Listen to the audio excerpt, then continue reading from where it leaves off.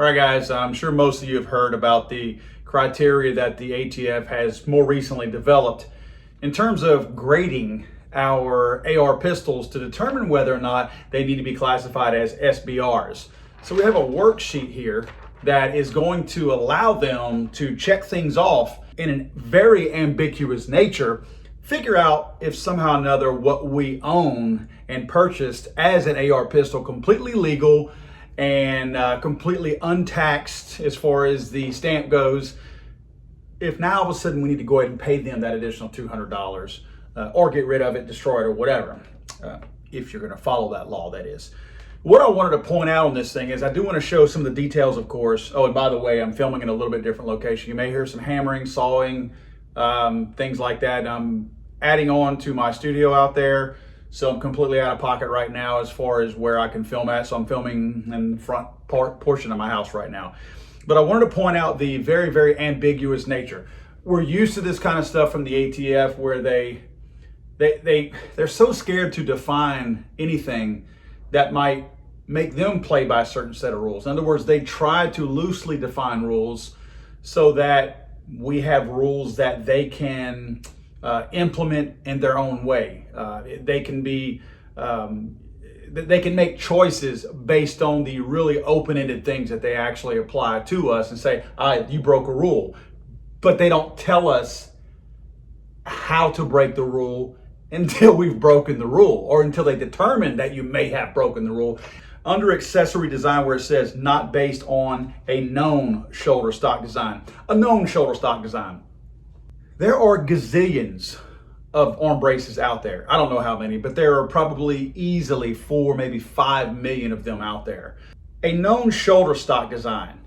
Some of us might be a little bit more plugged into the firearms industry than others, but even we don't know every design out there. I've not put my hands on every single design. How would I look at a brace and know whether or not that was a known stock design? In other words, what they're trying to say is if your brace is modeled after a previously designed stock, so if it has all the same features, so in other words, if some guy designed a stock in 1960 and somebody designs a brace today that resembles that, somehow or another we are violating that, and that is a known stock design. Very, very ambiguous. Again, how do you know what I know? Incorporate shoulder stock design features. Again, how do I know if it's a design feature? I don't know. It may be the only brace that I own. I don't know anything about any of the braces out there. How am I supposed to know? Do I have this encyclopedia of braces that I carry around with me to identify these known designs to know whether or not I need to put this on my AR pistol? Under rear surface area, device incorporated features to prevent use as a shouldering device.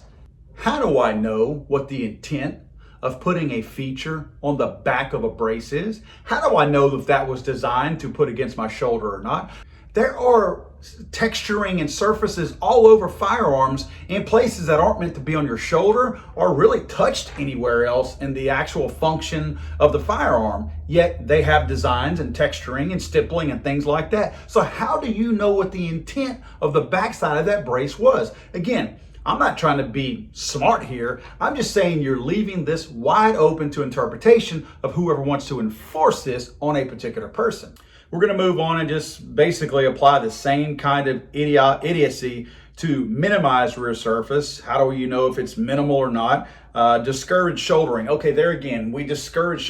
How do I know if you're putting this on there to discourage me from shouldering it or not? Unless you're putting spikes on there or blades that are going to poke me in the shoulder, how else would I know if whatever's on there is meant to discourage or encourage shouldering at a particular device?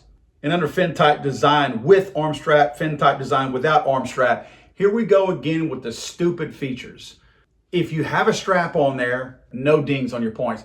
If you don't have a strap on there, you're going to get dinged 2 points. Let's remember, guys, the whole purpose of this worksheet is if in any of these sections you have 4 or more points, or any 2 of these sections you have 4 or more points, that's what's going to determine that your AR pistol that is serialized and stamped as an AR pistol has now somehow become you got it an SBR, you got to get it stamped. More ambiguous terms that they have, and I just put LOL on the back of these because it's so stupid. Length of pull, a little bit, a half inch here, less or more. I mean, there's this fine line right in between. They don't want it longer, they don't want it shorter. They want it right in between. So you got different point values depending on what area that it falls in, because naturally that makes it more dangerous, right?